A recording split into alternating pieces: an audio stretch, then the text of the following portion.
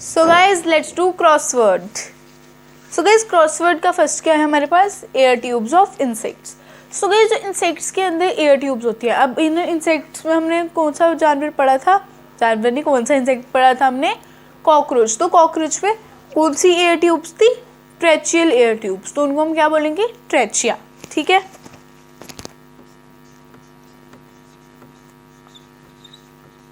ये ऐसे तो आपको ऊपर क्रॉसवर्ड दिया गया, आपको उसमें से निकालने हैं, बट ऐसे भी हम जब फिलिप्स में भी करें तो हमें पता होने चाहिए कि किसका कौन सा है, तो क्रॉसवर्ड में ढूंढने की ज़रूरत ही नहीं है। Skeletal structure surrounding chest cavity, ऐसा कौन सा स्केलेटल स्ट्रक्चर मीन्स कौन सा हड्डियों से बना हुआ स्ट्रक्चर होता है जो हमारी चेस्ट कैविटी को सराउंड करता है। तो जो हमारी चेस्ट कैविटी में जो हमारी हड्डियाँ होती हैं जिन्होंने पूरा सराउंड किया होता है हमारी लंग्स को, हमारी पूरी चेस्ट कैविटी को, उनको क्या कहा जाता है, उनको कहा जाता है रिब्स। ठीक है, muscular floor of chest cavity. So guys मैंने आपको बताया था जो चेस्ट कैविटी होती है उसके नीचे डायफ्रागम मस्कुलर फ्लोर बना देता है, वो बहुत चौड़ा टाइप होता है, तो वो जब एक तो मस्कुलर शीट टाइप होती है और वो बहुत चौड़ी होती है जिसकी वजह से जब वो चेस्ट कैविटी के नीचे होती है तो ऐसा लगता है कि वो उसने फ्लोर बनाया हुआ है। तो इस क्या आएगा, muscular floor of chest cavity diaphragm. ठीक है, तो हम वही लिखेंगे diaphragm. Tiny pores on the surface of leaf, tiny pores कौन से होते हैं, जो लीफ की सरफेस पे होते हैं। हमने बहुत पहले भी पढ़े हैं, हमने 4th में पढ़े हैं, 5th में पढ़े हैं, 3rd में पढ़े हैं, 6th में पढ़े हैं, अब 7th में वही चीज़ है। टाइनी पोर्स जो लीफ के सरफेस पे कौन से टाइनी पोर्स होते हैं, स्टोमेटा। ठीक है, उनको क्या बोलते हैं टाइनी पोर्स को, मैं वो बताना था, तो वो क्या होते हैं, stomata. Small openings on the sides of the body of an insect. So guys इधर इंसेक्ट में हमने कौन सा इंसेक्ट पढ़ा था, कॉकरोच। ठीक है, small openings on the sides of the body of an insect, तो उसकी जो बॉडी की साइड्स होती हैं उधर कौन सी स्मॉल ओपनिंग्स होती हैं, जो भी स्मॉल ओपनिंग्स होती हैं उनका नाम बताना है। तो कौन सी स्मॉल ओपनिंग्स होती हैं, वो स्पाइरेकल्स, जिसके थ्रू एयर एंटर करती है, तो हम क्या लिखेंगे इधर, स्पाइरेकल्स।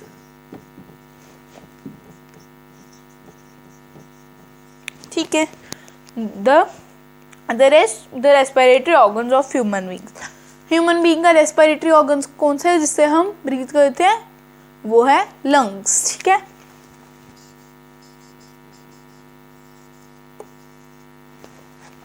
सो गाइस इधर क्रॉसवर्ड इतने नहीं और क्रॉसवर्ड और भी हैं, 3-4 और हैं, तो पहले आप इनका स्क्रीनशॉट ले लो, इनके नोट्स बना लो, फिर उसके बाद आप बाकी के क्रॉसवर्ड्स देखते हैं। ठीक है,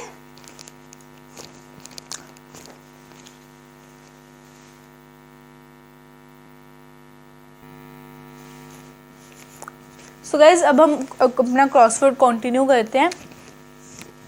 सो guys the openings through which we inhale, ऐसी कौन सी ओपनिंग्स होती हैं जिनसे हम इनहेल करते हैं, तो हम कहाँ से इनहेल करते हैं, अपनी नोज से। ठीक है, तो हमारे नोज में जो ओपनिंग्स हैं जिनसे हम इनहेल करते हैं उनको क्या कहा जाता है, उनको कहा जाता है नॉस्ट्रल्स। ठीक है, तो आप वही लिखोगे इधर, नॉस्ट्रल्स।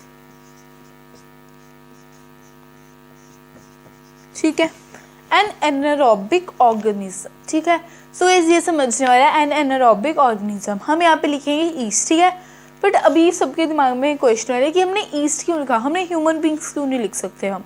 सो गाइज हम ह्यूमन बींग्स इसलिए नहीं लिख सकते क्योंकि इन्होंने बोला एनारोबिक ऑर्गेनिज्म, जिसमें सिर्फ होती ही एनारोबिक रेस्पिरेशन है, बट जो हम ह्यूमन बींग्स हैं हम एरोबिक ऑर्गेनिज्म है। क्यों एरोबिक ऑर्गेनिज्म है, क्योंकि हमारे अंदर जो एनारोबिक रेस्पिरेशन होती है वो बहुत कम एस्पेक्ट्स में होती है, हमारे अंदर ज़्यादातर एरोबिक रेस्पिरेशन ही होती है। ठीक है, पर इन्होंने ऐसा ऑर्गेनिज्म बोला है जिसमें सिर्फ एनारोबिक रेस्पिरेशन ही होती हो, जिसमें एरोबिक रेस्पिरेशन होती ही नहीं हो।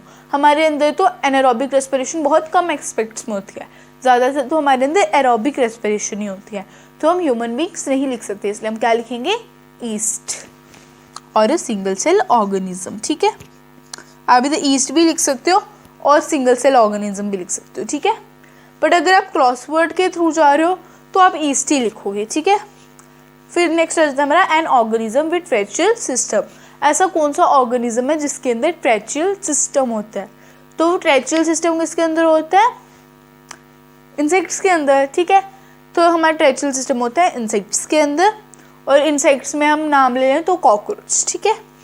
तो आप इधर क्या लिखोगे, इंसेक्ट्स, और करके लिख दो तो कॉकरोच। इंसेक्ट्स के अंदर अगर आप कोई एग्जाम्पल लिख रही हैं तो आप लिख सकते हो कॉकरोच, ठीक है। ठीक है, so guys that's all for this lecture. Guys I hope आपको समझ आया होगा, कोई वीडियो पसंद आई होगी। गाइज अगर वीडियो सच्ची में पसंद आई है, ढेर सारे लाइक कर दो, चैनल को सब्सक्राइब कर दो, नोटिफिकेशन बेल को भी जरूर दबा दें ताकि सारी नोटिफिकेशंस आपको टाइम पे मिले। So guys I will meet in my next video, till then take care, stay home, stay safe, bye guys. Guys आप अभी भी स्क्रीनशॉट ले सकते हो, मैं रुकी हुई हूँ। Bye guys.